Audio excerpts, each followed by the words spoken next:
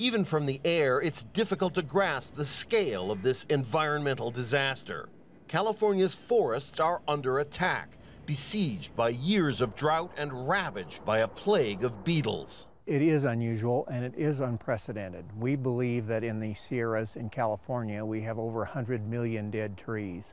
In some areas they've studied, scientists say a quarter of all trees are dead or dying. This is probably the most severe drought in at least a couple hundred years, and the level of tree mortality we're seeing is well beyond anything that we've experienced in recent history. Drought weakens trees and makes them more susceptible to the pine bark beetle, an insect the size of a grain of rice but terribly destructive. The yellowish spots dotting the trunk show where beetles bored into this tree to lay their eggs.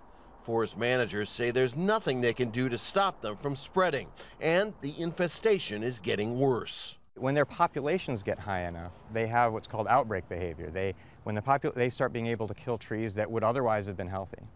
All of these dead trees have turned the woods into a kind of tinderbox, making the job of fighting forest fires much more difficult and dangerous.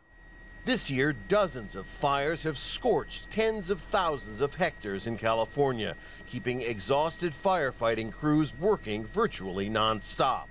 Dead trees will fall over and they will build up on the forest floor. It's really hard for our firefighters to cut through these piles of logs and trees in the forest. When conditions allow, firefighters do controlled burns. Part of our wanting to reduce these field loadings, knowing that the trees that have already died or will continue to die from the drought and the bug kill, it's an epidemic, I think, and I think for future generations it's going to be something that we're going to have to learn how to manage. Is the California tree die-off another sign of man-made global warming? Experts are cautious about drawing sweeping conclusions, but it's undeniable that it is getting hotter. The weather is getting warmer. We know the fire season is longer than it ever was. It starts earlier, it lasts longer. In some cases, it's almost year-round here in California. So we know that's a change.